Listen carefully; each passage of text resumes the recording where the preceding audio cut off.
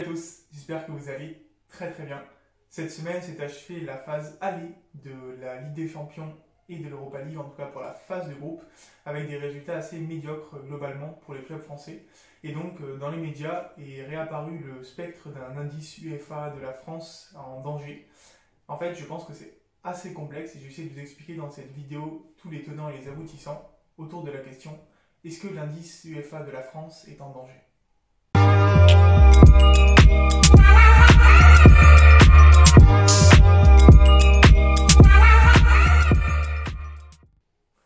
Alors, avant toute chose, on va commencer par un petit rappel des faits de ce qui s'est passé globalement ces 3 dernières semaines, 3 journées de Ligue des Champions et d'Europa League condensées, et des résultats français assez médiocres, comme je le disais. 4 victoires en 15 matchs de phase de groupe, seulement une victoire en 9 matchs de phase de groupe de Ligue des Champions. J'ai fait un petit classement cumulé des 32 équipes de Ligue des Champions. Et quand on regarde les résultats, malheureusement, on voit que les 3 équipes françaises sont au-delà de la 16e place. Paris est 20e entre le Shakhtar Donetsk et l'Istanbul Basaksehir. Rennes est 27e et l'OM est bon dernier, une des 2 seules équipes à avoir 0 points et en plus 0 but marqué pour les Marseillais. Un petit commentaire par rapport au top 4 européen, on voit que les 2 seuls membres qui ne sont pas dans le top 16, c'est l'Atlético Madrid et l'Inter Milan qui sont autour de la 18e, 20e place. Voilà, tous les autres clubs sont dans le top 16, c'est là qu'on voit la différence quand même avec la France ou par exemple la Russie qui a ces 3 clubs en mauvaise posture également. La seule équipe en position de se qualifier pour l'instant c'est Lille en Europa League, et si on fait un petit bilan de chaque équipe, ça va assez vite et c'est assez inquiétant. Côté Paris, on a de nombreux absents récurrents, Neymar, Mbappé et Verratti en tête. En plus, physiquement et mentalement, ils sont un peu fragiles dû au Final 8 et dû aux conditions du Covid qui malheureusement compliquent les choses. Il y a également des choix tactiques sur fond de tension qui sont assez incompréhensibles, notamment l'histoire Marquinhos-Danilo, et également un collectif qui pour l'instant s'est pas mis au niveau, aussi bien physiquement que mentalement. Pour Rennes, c'est une autre histoire, c'est une équipe qui est novice en Ligue des Champions, qui manque un peu de chance, ils auraient mérité de s'imposer contre Krasnodar, et honnêtement ils se sont fait voler contre Chelsea. En tout cas, le deuxième pénalty qui sont pour moi un vrai vol. En plus, c'est une équipe qui dépend de ses internationaux, Camavinga en tête, et il a manqué les 2 derniers matchs de Ligue des Champions. Pour l'OM, ils sont tout simplement pas au niveau de la Ligue des Champions, que ce soit techniquement, physiquement, tactiquement et même mentalement. On les sent souvent abattus dès le début des matchs, à part à l'Olympiakos où on aurait pu espérer un nul qui n'aurait pas non plus été volé. Les 2 autres défaites ne souffrent d'aucune contestation. C'est la seule équipe en Ligue des Champions à ne pas avoir inscrit encore le moindre but et ils n'ont cadré que 4 tirs. En Europa League, on a Nice qui pour l'instant fait une victoire en 3 matchs, qui en fait est assez Dante dépendant pour moi. Dès que Dante n'est pas là, ils prennent plein de buts, notamment contre le Slavia Prague il y a 2 jours. Et quand Dante est là, par contre, ça se passe plutôt bien, comme contre l'Hapoel Beersheva. Et enfin, on a Lille qui est la seule équipe qui tient son rang pour l'instant avec une super victoire au Milan AC. 2 victoires en match nul en tête de son groupe. On peut se demander s'ils n'auraient pas dû prendre la place de l'OM en Ligue des Champions. Sans oublier la 6e équipe française, Reims, qui malheureusement s'est fait éliminer assez tristement au 3e tour préliminaire de l'Europa League et qui n'apporte déjà plus de points UEFA à la fin. Alors maintenant, je vous fais un petit rappel sur qu'est-ce que c'est l'indice UEFA. J'ai fait une vidéo un petit peu longue mais plutôt claire qui reprend beaucoup d'éléments la semaine dernière. Voilà, je vous invite à la regarder si le sujet vous intéresse. Pour résumer globalement, l'indice UEFA, c'est l'indice de performance des clubs d'un même pays. Il se calcule comment ? On fait la somme chaque année pour tous les clubs des points UEFA remportés lors des matchs. Comment on gagne des points avec pour tout match une victoire qui ramène 2 points, un nul qui ramène 1 point, et ensuite tout un tas de bonus. La qualification en Ligue des Champions fait gagner 4 points, qu'on vienne de son championnat directement ou par les tours de qualification. La qualification en 8e de finale de Ligue des Champions ramène 5 points supplémentaires. Ensuite, se qualifier en quart de finale, demi et finale de la Ligue des Champions et de l'Europa League ramène 1 point bonus à chaque fois. Et enfin, pendant les tours préliminaires, il y a aussi des points qui sont marqués. Alors cette année, vu que c'était des matchs uniques, c'était 1,5 points par victoire au lieu des 2 points classiques. En général, quand c'est des matchs aller-retour, c'est 1 point par victoire, 0,5 points par match nul. Ensuite, on fait la somme de tous ces points qui ont été remportés par tous les clubs d'un même pays et on divise ce total par le nombre de clubs engagés d'un même pays, par exemple 6 clubs pour la France. Et ça nous donne l'indice UEFA sur l'année en cours. Et l'indice UEFA global qui sert à déterminer pour chaque année le nombre de clubs qui vont en Coupe d'Europe les 2 ans plus tard. On fait la somme des indices UEFA des 5 dernières années. Voilà. Voilà pour le résumé assez court de ce qu'est l'indice UEFA. Je vous invite à regarder ma vidéo si vous voulez en savoir plus. Moi, je passe maintenant au concret et au classement UEFA de cette année qui est pas mal décrié pour la France. Alors, quand on regarde le classement de l'indice UEFA sur l'année en cours 2020-2021 tel qu'il est présenté dans les médias, on voit effectivement que la France est en 13e position entre la Grèce et la Serbie avec un peu plus de 4 points au coefficient UEFA marqué par la France. Clairement, vu comme ça, c'est assez inquiétant. Par contre, on peut déjà regarder qu'en termes de points marqués, la France a 24,5, ce qui est en fait le 5e total européen. Par contre, comme il y a 6 équipes en France qui sont envoyées en Coupe d'Europe, on divise 24,5 par 6, alors que par exemple pour la Grèce, on divise 20,5 points par 5, ils n'ont que 5 clubs en Coupe d'Europe. C'est pour ça que la France pour l'instant est assez loin dans ce classement. Et donc pour moi, c'est un classement qui est encore très difficile à lire et à analyser pour la simple et bonne raison que les tours préliminaires de la Ligue des Champions et de l'Europa League sont pris en compte dans ce classement. Et comme on n'a eu que 3 journées de phase de groupe, les tours préliminaires ont encore beaucoup trop d'impact dans le classement. Je donne un exemple, l'Israël qui est 5e aujourd'hui, mais qui par exemple était en tête après la première journée des phases de groupe. L'Israël a 4 clubs en Coupe d'Europe et qui ont été envoyés directement au premier tour préliminaire de la Ligue des Champions ou de l'Europa League.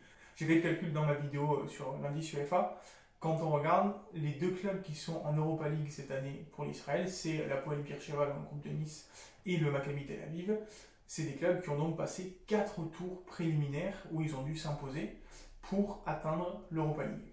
Et donc en fait, quand on s'intéresse vraiment au nombre de points qui ont été marqués, Israël a marqué 22 points cette année, mais il n'y a que 6 points qui ont été marqués pendant la phase de groupe. Les 16 autres points ont été marqués pendant les tours préliminaires. Et vu que la France avait 5 de ces 6 clubs engagés directement qualifiés en Coupe d'Europe, il n'y a que Reims qui est passé en fait en tour préliminaire de la Ligue Europa, et ben, la France ne pouvait pas marquer de points pendant les tours préliminaires. Et donc c'est pour ça que la France aujourd'hui n'a pas tant de points que ça.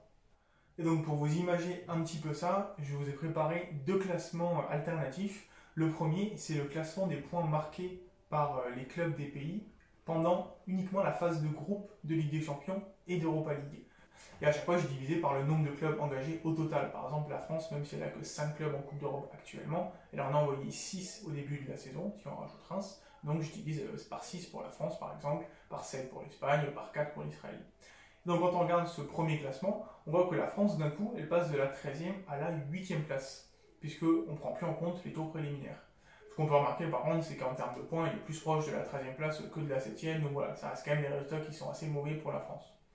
Je vous montre par contre un deuxième classement, où cette fois, je prends en compte les résultats des phases de groupe de Ligue des Champions et d'Europa League, mais également le bonus de qualification en Ligue des Champions. Pour rappeler, c'est les 4 points pour chaque équipe qui est qualifiée en Ligue des Champions. La France en a 3. Et bizarrement, dans ce classement-là, la France retrouve sa position actuelle à l'indice UEFA, qui est la 5e place. Quand on regarde ces classements, en fait, la vraie catastrophe, par exemple, ça va être la Russie, qui est très très loin dans le classement, alors qu'ils ont 3 clubs en Ligue des Champions, par exemple. Et si on regarde plus attentivement, l'Israël et l'Écosse sont par exemple 15e et 16e de mon dernier classement. Donc tout ça pour dire que les classements, on peut leur faire dire un petit peu tout ce qu'on veut, et en fonction des éléments qu'on choisit, voilà, la France peut être 13e d'un coup, ou alors 5e de l'autre côté. Et moi, ce que je peux vous dire avec plutôt pas mal de certitude, c'est qu'à la fin des phases de groupe de Ligue des Champions et d'Europa League, la France sera plutôt entre la 5e et la 8e place qu'autour de la 13e place. On se retrouve dans un peu plus d'un mois pour en discuter. Donc certes, les résultats sont pourris pour la France cette année pour l'instant, on va pas se mentir, mais quand on regarde le vrai classement UEFA, c'est-à-dire celui qui prend en compte l'indice UEFA des 5 dernières années, on peut regarder le classement actuel par exemple, et on voit que la France est toujours 5e et a toujours 9 points d'avance sur le 6e, le Portugal. Il faut savoir que ce classement va déterminer les équipes qui seront qualifiées en Coupe d'Europe sur la saison 2022-2023. En fait, la saison prochaine, 2021-2022, ça a déjà été fait. C'est sur le classement UEFA de l'année passée jusqu'à 2019-2020. Donc en fait, on est tranquille déjà pour l'année prochaine. Donc là, en fait, vous allez vous dire, ah ben c'est bon, tranquille. On est 5e, 9 points d'avance sur le Portugal, il n'y a pas de problème. En fait, les médias nous racontent du bullshit. En fait, non, c'est un peu plus compliqué que ça. Je vais vous répondre que pour cette année, il n'y a pas forcément de danger. Voilà, on a encore de la marge sur le Portugal. Mais l'année prochaine, du coup, on va rajouter une année qui sera prise en compte, 2021-2022, et donc on va enlever une année dans la prise en compte des indices UEFA, c'est la plus ancienne, 2016-2017. Et là, on se rend compte que la France avait gagné 14,5 points, alors que le Portugal avait gagné que 8 points. Donc si on enlève ces scores-là et qu'on se projette sur le classement UEFA en fin d'année prochaine, que je vous affiche là, on se rend compte que l'écart entre la France et le Portugal n'est plus que de 2,4 points. Et là, pour le coup, c'est un peu plus alarmant. Donc autant cette année, on est tranquille, autant l'année prochaine, il commence à y avoir un petit peu le feu. Et du coup, on peut se poser une question qu'on ne pensait pas se poser un jour. Est-ce que c'est grave de passer 6e au classement UEFA? Alors moi, je vous réponds oui et non. Pourquoi? En fait, le 6e, comme le 5e, il va quand même engager 3 clubs en Ligue des Champions, ce qui est un peu l'objectif pour pas trop perdre de retard par rapport au top 4 devant. La différence, c'est qu'il y a 2 clubs qui sont qualifiés directement pour le 5e et le 6e. Le 5e et le 6e envoient aussi un club en barrage de Ligue des Champions. Par contre, si le vainqueur de la Ligue Europa est déjà qualifié pour la Ligue des Champions par son championnat, là, le 3e du championnat qui est 5e, actuellement la France, est directement qualifié. C'est ce qui a permis à Lyon et à Rennes cette année de se qualifier. Mais ça, c'est pas le cas pour le 6e. C'est-à-dire que le 6e, il doit quand même se taper un tour de barrage. Après, quand on voit les équipes qui sont en barrage, c'est pas non plus la fin du monde. On tombe sur la voie des non-champions. Et par exemple, il faut aller se taper Krasnodar, le PAOK Salonique, Red Bull Salzbourg, qui ne sont pas non plus des foudres de guerre. Là aussi, où il y a quand même une différence non négligeable, ça va être sur l'Europa League et l'Europa League Conference, qui commence l'année prochaine. Le 5e à l'indice UEFA, il envoie 2 clubs en Europa League et 1 club en Europa League Conference. C'est l'inverse pour le 6e, il envoie 1 club en Europa League et 2 clubs en Europa League Conference. Et quand on s'intéresse un peu à comment ça va marcher ces deux compétitions, je ferai une vidéo plus tard pour expliquer ça, on se rend compte qu'il vaut mieux participer à l'Europa League qu'à l'Europa League Conference, rien qu'en droit télé et pourquoi pas en point UEFA. En fait, la vraie différence, le vrai danger, ça serait de descendre à la 7e place, occupée pour l'instant par la Russie. Parce que dans ce cas-là, en termes d'attribution des places européennes, on passe officiellement de 3 clubs engagés en Ligue des Champions, que ce soit en phase de groupe ou en tour préliminaire, à seulement 2 clubs indirectement qualifiés et un qui arrive en 3e tour préliminaire. Et là, par contre, ça serait un problème. Mais pour le coup, il n'y a pas vraiment de danger parce que le 7e, comme je dis, c'est la Russie. Et les résultats de la Russie, pour l'instant, ils sont catastrophiques, encore plus que la France. Mais alors pourquoi tout le monde pète des plombs et rage sur les résultats de la France? Tout simplement parce qu'on se retrouve à regarder dans le rétro et pas à regarder devant. L'écart avec le top 4 européen, il ne fait que grandir. Et ce qui est dommage, c'est que autant l'Espagne et l'Angleterre, ils sont intouchables. Alors, en Espagne, tu as l'Atlético, le Barça, le Real, et en Angleterre, tu as 6 clubs qui pourraient jouer les quarts de finale de la Ligue des Champions. J'exagère à peine. Hein. Autant l'Italie et l'Allemagne ne sont pas non plus souverains. L'Allemagne a son PSG avec le Bayern. Ensuite, Dortmund, Leipzig, c'est des équipes qui parfois font jeu égal avec les clubs français. L'Italie, c'est pareil. Cette année, ils font des résultats un peu moins bons que les 3 autres gros championnats. Et on a vu des années, notamment, où la France faisait jeu égal à l'indice UEFA avec ces deux championnats. Je pense à l'année 2016-2017, le parcours de Monaco, où la France marque 14,5 points, autant que le championnat allemand et italien. Oui, vous avez bien compris, l'année là qui va disparaître l'année prochaine, voilà, celle-là, elle était bonne, mais elle disparaît. Dommage. Et donc justement, l'écart va être encore plus abyssal entre notre championnat et les 4 de devant. Et c'est ça qui est dommage pour un pays qui est champion du monde comme la France, de voir un championnat qui est si loin des 4 premiers. Et du coup, on doit commencer à regarder derrière si on ne va pas se faire attraper par les Portugais. Mais alors, au-delà du niveau intrinsèque des équipes en France, est-ce qu'on peut expliquer cet écart si grand avec les 4 premiers? Et bien en fait, oui. Première chose, les 4 premiers championnats, ils envoient 4 clubs en Ligue des Champions directement sans se poser de questions. Sachant que la simple qualification en Ligue des Champions, c'est 4 points bonus. Donc en fait, la France part avec 12 points bonus cette année, vu qu'on a 3 clubs en Ligue des Champions, mais les 4 de devant, ils ont 16 points bonus, parce qu'ils en ont déjà 4. Deuxième chose, les chapeaux. On voit que les clubs du top 4 européen, ils sont généralement chapeau 1, chapeau 2. Il y a de temps en temps Mönchengladbach qui est chapeau 4, l'Inter Milan chapeau 3, l'Atalanta chapeau 3, mais c'est quand même assez rare.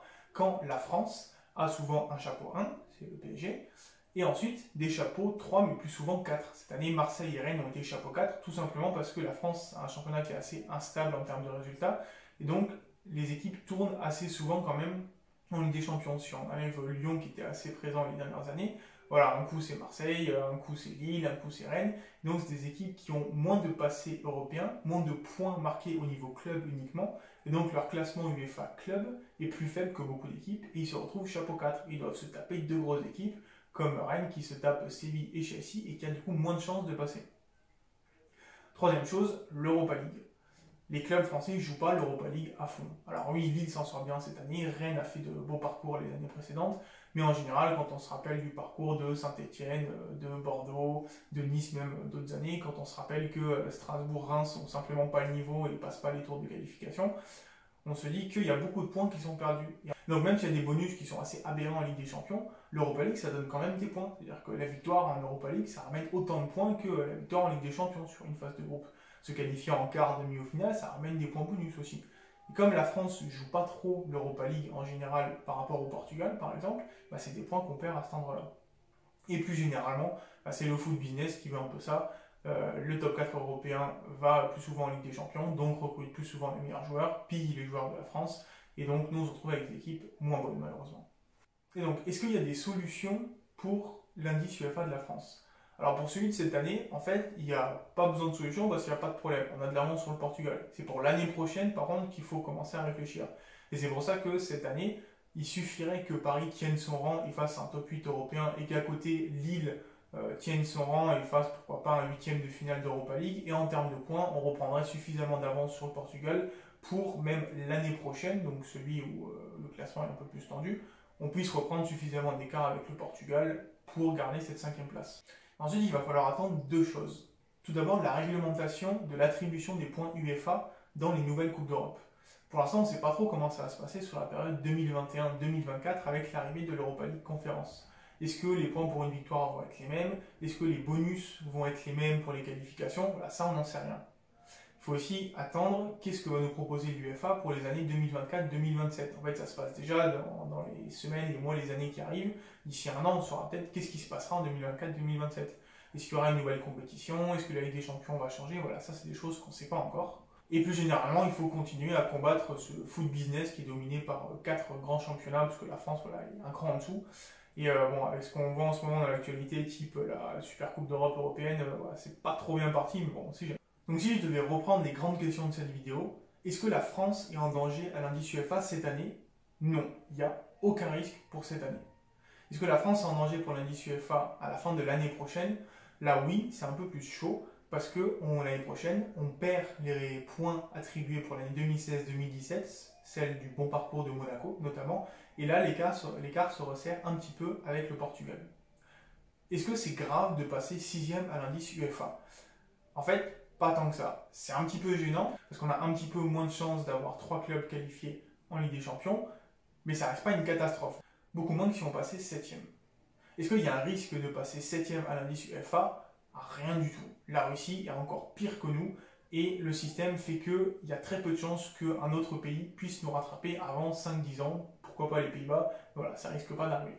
Et donc, est-ce que les résultats de la France, finalement, ils sont pas inquiétants? Bah si, ils sont quand même très inquiétants parce que le fossé avec les 4 championnats de tête, il commence à devenir très, voire trop grand. On pourra peut-être jamais le rattraper. Il faut se rappeler qu'au début des années 2010, la France était kiff-kiff avec l'Italie, était même passée devant une fois, était kiff-kiff avec l'Allemagne. Là maintenant, il y a un écart qui est vraiment trop grand. Voilà, j'espère que cette vidéo vous aura plu, vous aura appris des choses, que ça aura un petit peu tempéré vos inquiétudes. Voilà, les résultats de la France sont inquiétants, mais c'est pas encore la catastrophe si on arrive à relever la barre, notamment dès cette année, dans la deuxième partie des phases de groupe de Ligue des Champions et de Ligue Europa. Si ça vous a plu, n'hésitez pas à liker la vidéo, à la commenter, à la partager. Si vous avez des questions, n'hésitez pas à les poser. Moi, je suis là en commentaire pour y répondre. Si vous avez envie d'en voir plus, n'hésitez pas à regarder d'autres vidéos, notamment celle sur l'indice UEFA, qui pour moi peut vous apprendre beaucoup de choses. N'hésitez pas à vous abonner aussi, avec la petite cloche si vous voulez avoir des notifications. Moi, je vous dis à très bientôt pour parler foot. Ciao, ciao tout le monde.